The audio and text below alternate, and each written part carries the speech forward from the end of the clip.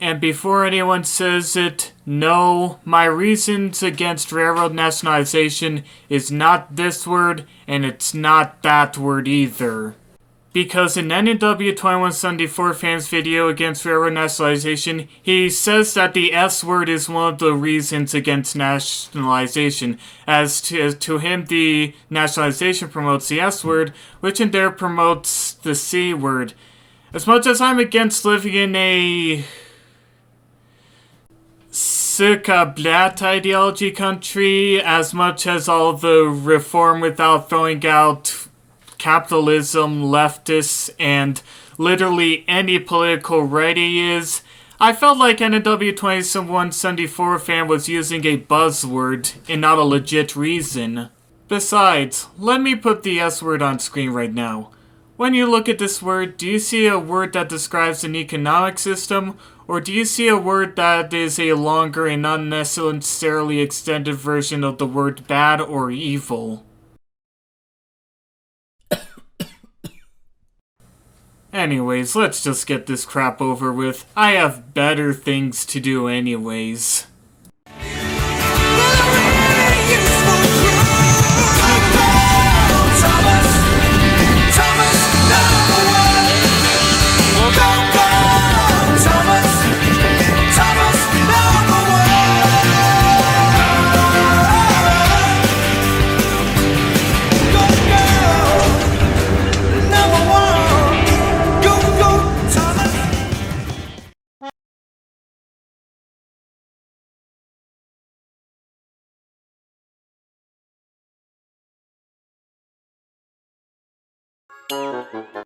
So, how are we here right now?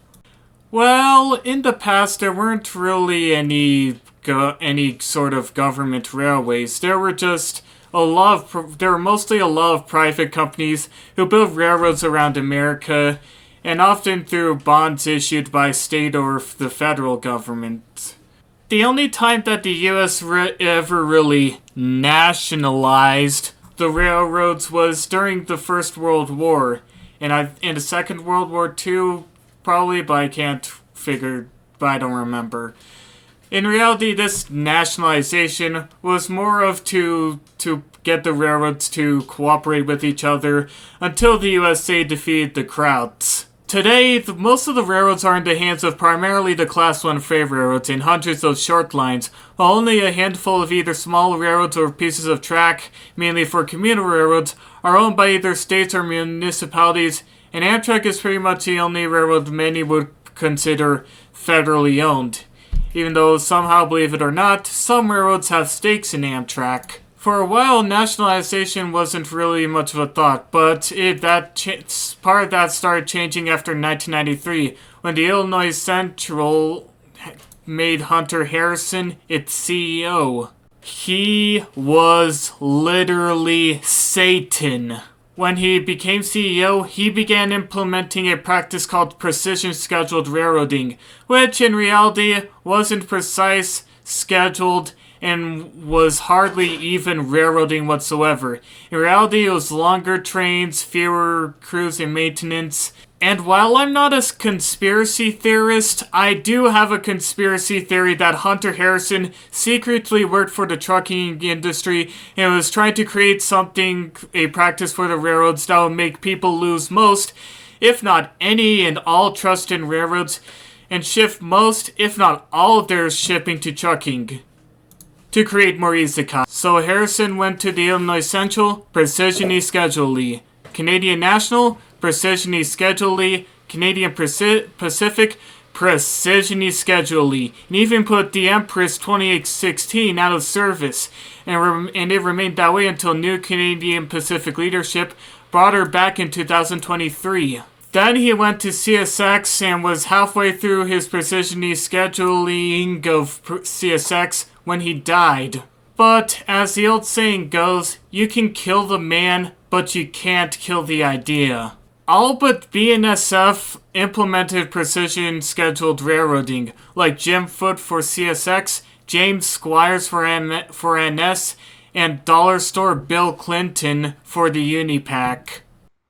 In the midst of the railroad's constant PSRing and conditions getting really bad for both the railroads and the workers, many have put out suggestions on what to do to improve the situations of the Class 1s, and many brought up nationalization, including Alan Smith Fisher, a rail fan and urbanist, or depending on who you are, an S-word, who put out a video supporting nationalization in one of his armchair urbanist, or Satanist, depending on who you're asking, videos, which, though the series is mostly about urban planning and improving transit in America, and some of the videos have been criticized that he made.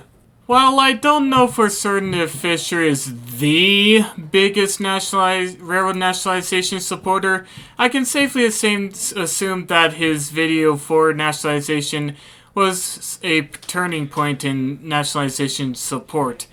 While it is true that railroad nationalization can have some advantages like increasing competition by allowing other railroads to pay rent on tracks, nationalization also has a lot of disadvantages that far outweigh the advantages, which could probably make things somewhat worse for railroads should it be implemented. And those disadvantages are what I'll be talking about, and therefore be my reasons against nationalization.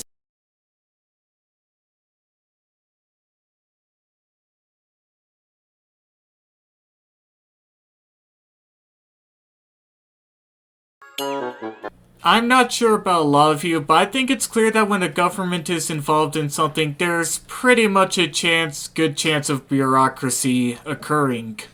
What bureaucracy would mean for a potential nationalized system is that things would take a lot longer to progress, since a lot of things would be stalled, like capacity projects, among other things. Not to mention, a lot of people in government positions these days don't really have experience with trains, so if the railroads were nationalized, then there would be a lot of government officials who would seriously mismanage a potential nationalized system.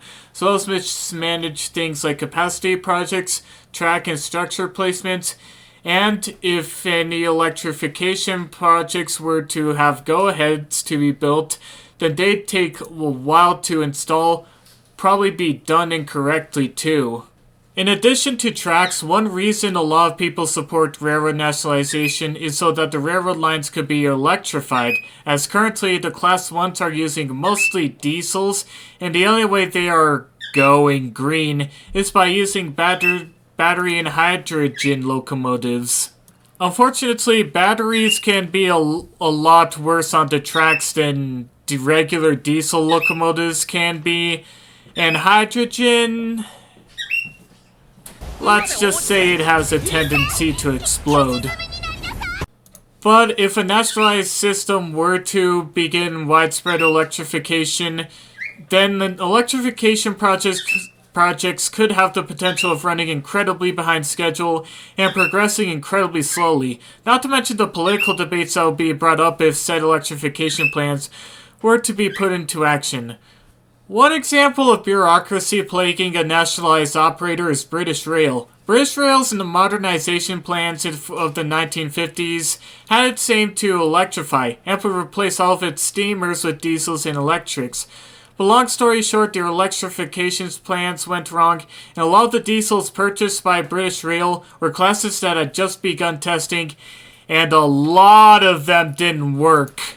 And if History in the Dark is watching this, then if he's watching, including British Rail as one reason against railroad nationalization is probably giving him a PTSD attack at best, or causing him to commit something bad at worst.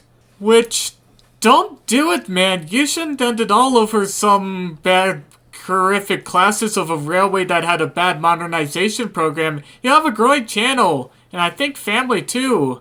Don't do it. So, government bureaucracy is one reason nationalization isn't a good idea. And at least at the moment. But even so, there could be all sorts of problems that aren't government or funding. Speaking of funding,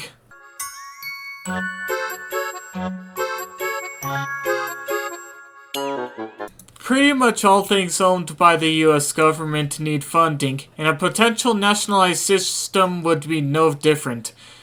However, the estimates for operating all the tracks and trains in the United States, paying for base level fuel maintenance and train operations, probably at just the basic level, from what I heard, is $500-something billion.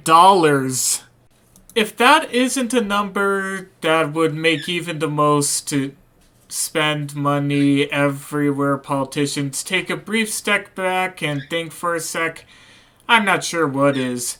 And in addition to the massive costs of just operating a potential nationalized system, the nationalized system could have a good chance of being underfunded, if not severely underfunded, which can lead to a lot of derailments, deferred track maintenance, track abandonment, which in turn can lead to a lot of freight being moved by truck or air, and not rail.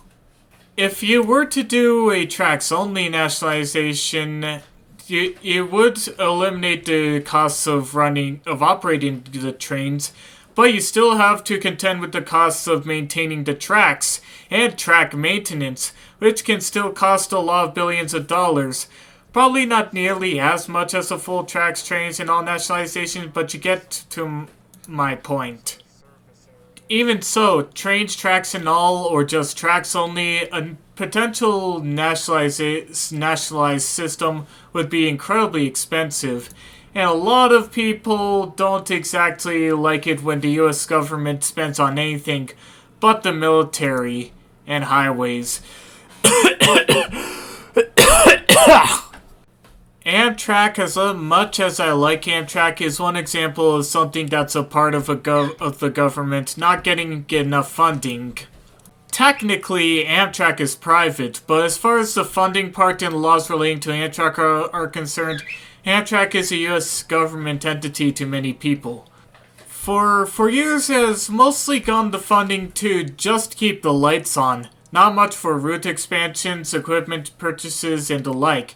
Not to mention, the U.S. government has had many congressmen propose cuts to Amtrak's budget for Amtrak's entire existence, mainly because Amtrak has no permanent budget, meaning there would be nothing to stop several congressmen or the president from proposing massive reductions to Amtrak's budget, even if the cuts don't pass in the end. The budget cut proposal stopped for a bit, but has since resumed, and I suspect that congressmen, and probably future presidents too, will continue to propose massive cuts to Amtrak, and hopefully fail each time until God knows what happens to Amtrak. I'm not saying that spending money on the military to protect from any enemies is a bad thing, but still. Some people have argued that if the railroads were to be nationalized, then they should be put under the military budget, and making nationalized system a branch of the military, especially because a lot of military equipment tends to be shipped by rail. But even so, a lot of people tend to get pissy whenever the military budget is raised, so...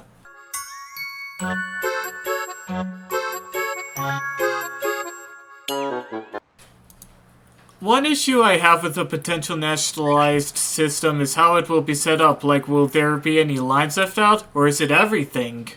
While people tend to turn to Conrail for support of nationalization, one railroad that Conrail took over was the Erie-Lackawanna, which originally the US government did not want to put under Conrail and wanted to be a Northeast competitor to Conrail. But because of bad luck plaguing the Erie-Lackawanna, they filed for bankruptcy and they got included into Conrail.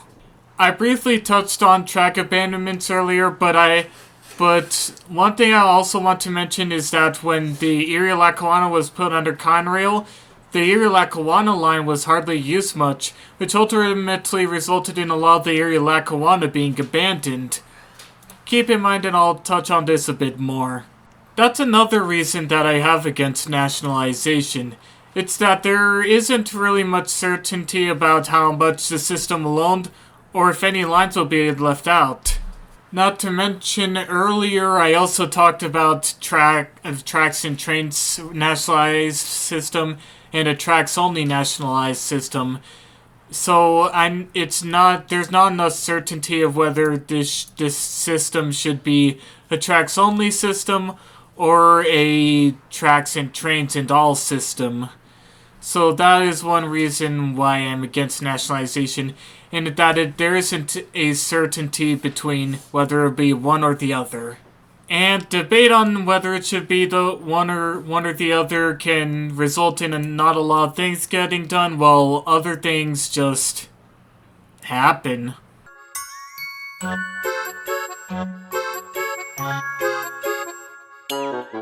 I don't know about you, but I think some politicians see things as just ATM machines.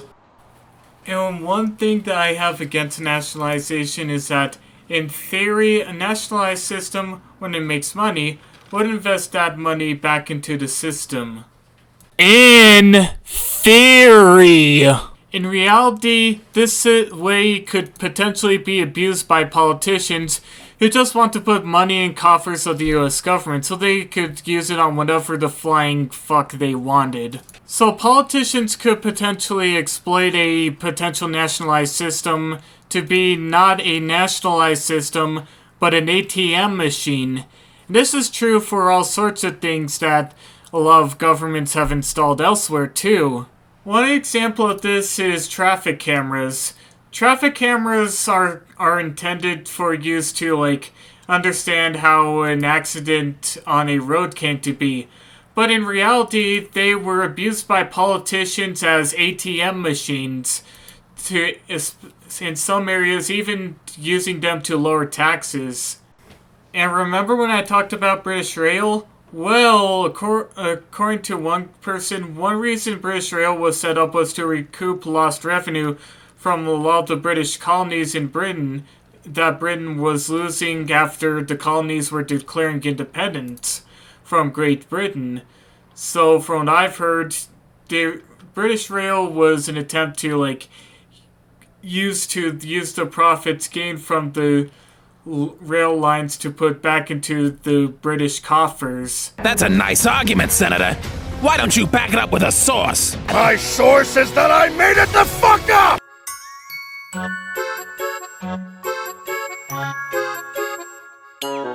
Keeping with the trains, tracks, and all nationalization idea, another reason against nationalization is competition. Currently, there are 6 Class 1 railroads, or 4 if you exclude CN and CPKC.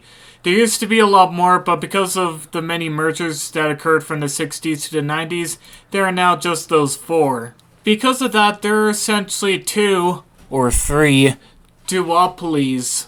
2 on the East Coast, 2 on the West Coast, and assuming you count CN and CPKC, 2 in Canada and the Midwest region to the Gulf Coast. While duopolies aren't exactly terrible, so to speak, they aren't really good for railroad competition, and it could still lead to a lot of shipping rates being somewhat high, even if shipping by rail is more efficient than shipping by truck. But a nationalized rail system, assuming it's trains, tracks, and all, could create a whole monopoly, assuming that they don't allow any other companies on its rails, which could be a lot worse for competition than duopolies would, and again, can lead to a lot of track abandonments. Remember when I talked about the Erie-Lackawanna, and I mentioned that after Conrail took it over, a lot of the Erie-Lackawanna has been abandoned, and now a lot of the Erie-Lackawanna is now trails or just torn up, and only a few parts of the Erie-Lackawanna are being rebuilt. Well, that shows that when there's a lack of competition, usually that would mean lines would get abandoned, and even if this nationalized rail system was funded properly, there would still likely consolidate operations from one major city to another major city onto a single line. Even if a nationalized system were to allow other trains onto their tracks, who knows what kind of sneaky ideas they do to try and keep all the revenue of their own trains to themselves. One reason for this is that in the 1990s, the national operator of rail for the Netherlands, NS, actually did some monopolistic practices during the 1990s when the government of the Netherlands told them to allow other operators onto their lines. It's a lot more complicated than that, and I would talk about that, but if I were to talk about it, we'd be here all day, if not all night. So I'd recommend this video by Trains Are Awesome. And definitely subscribe to him too. Anyways, if the U.S. Railroads were to be nationalized, assuming this is a trains and tracks operator, I feel like it could bring some shady practices to avoid railroad competition, which would be worse than the current existing duopolies on both coasts, in Canada and the Midwest, and to the Gulf Coast. So yeah, that is definitely something to think about, and why, partially why I'm against nationalization.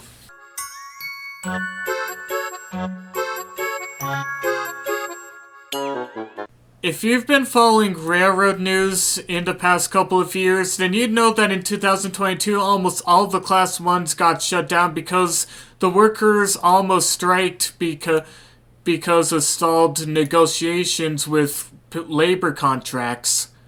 While the strike was averted, this is one reason for that people would support nationalization, and that if the railroads were nationalized, then it'd improve conditions. But I do not believe that that is true. Because even if conditions were good for one time, there's no guarantee that it will stay that way forever.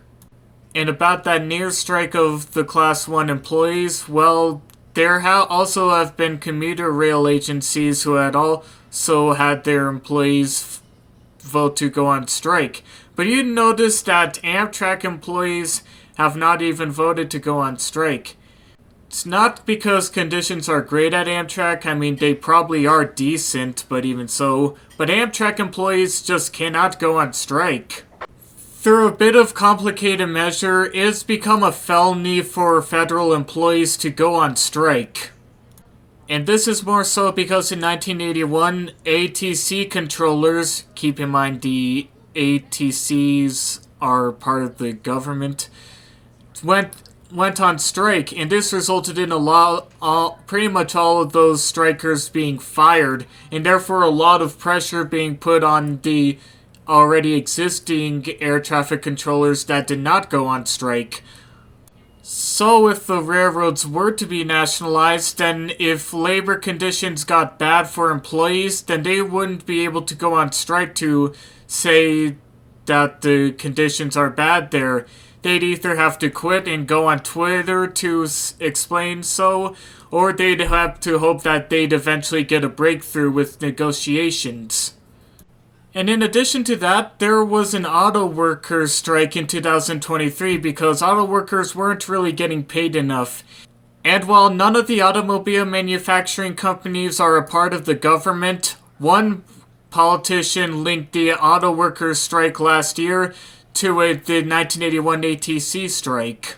And he praised Ronald Reagan for firing the ATC strikers.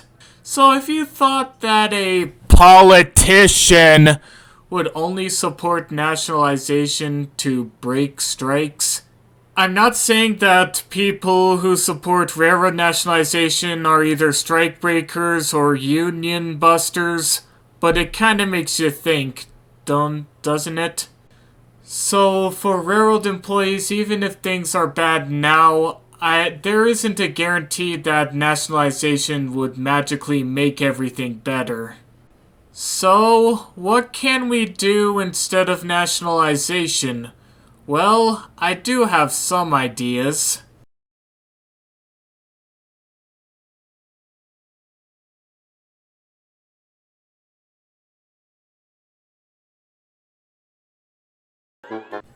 Now, this segment is primarily why I wanted to do this video, to provide alternatives to nationalization. The first alternative is to fund the FRA more to provide more oversight on the railroads. The FRA isn't really funded well, and that has not allowed them to know where trains are or to provide inspections. If we put in more funding to the FRA, then that would allow the FRA to put out more inspections and give more oversight to the railroads than it currently does. While this has been thrown around over the years, including by Fisher, I believe that this is the most cost-effective option at this point, in terms of railroad safety. Now, what about infrastructure and passenger rail?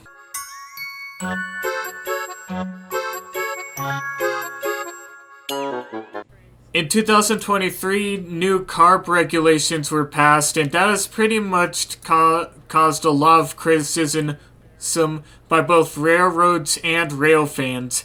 And to be honest, I do believe that 2030 and 2035 deadline seems a bit tight, though. This thing should be a way to get railroads to start electrifying, but railroads just don't electrify and claim that the technology doesn't exist to meet the deadline.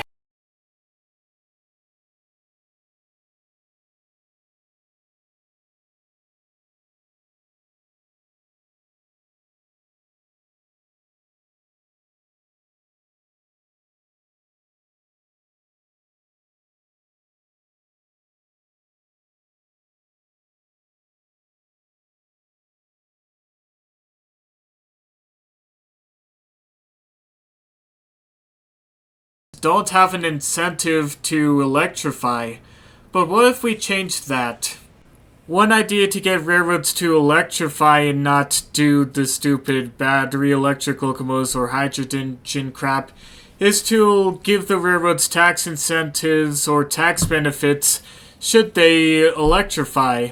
Basically, if you told the railroads that if they electrified, then they'd not have to pay nearly as many taxes, then that would get the railroads to electrify their lines. Now, what about passenger service? A lot of railroads are hostile to Amtrak, and Brightline only managed to get started because they were owned by a company that already owned the tracks. The Class 1 railroads, meanwhile, don't look like they're in any mood to start any passenger service of their own anytime soon.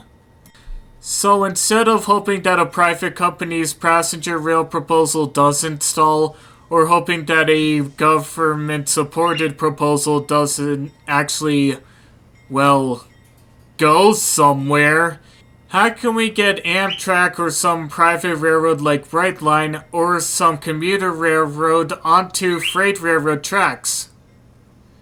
Yeah, you can see where this is going. Tax benefits for freight railroads can also help passenger rail be filled in areas where it's either lacking or it doesn't exist whatsoever. So if railroads were to host Amtrak and or some other passenger railroad operator, they'd get tax benefits from the line that they're hosting Amtrak and or some other passenger railroad operator.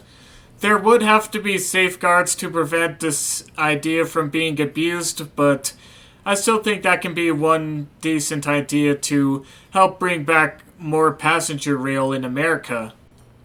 In 2021, Amtrak proposed a service on the Gulf Coast, and they got unusually persistent and were getting on CSX and NS's case.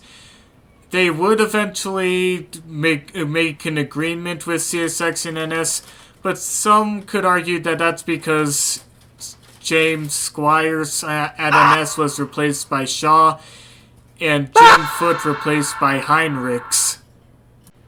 If we tax incentivize the railroads to host passenger service, that wouldn't be happening nearly as often.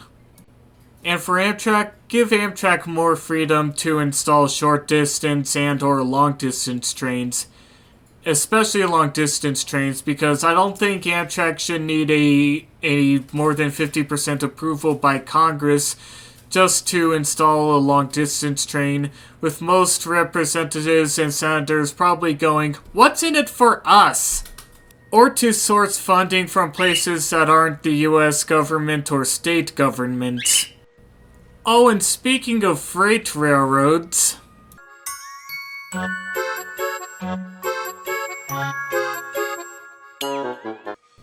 I think some of you may have heard this phrase before. Bigger isn't always better. That is absolutely true with the current freight railroads. Some of them are just really big, and for Union Pacific, I think it's kinda competing with itself. Mainly from Los Angeles to Chicago. And not really good for competition. So if some of these freight railroads, mainly the Union Pacific, were broken up, then it'd provide for better competition between various markets, and allow for better competition against the trucking and air freight industries. Mostly the trucking industry, but still. If the freight railroads were broken up somewhat, that would allow for more railroads to exist, which would therefore lead to railroads not having to maintain as many tracks. Some railroads could bring back various lines that have been abandoned over the years, but even so, if the freight railroads were broken up, that would provide for better competition than what we currently have right now.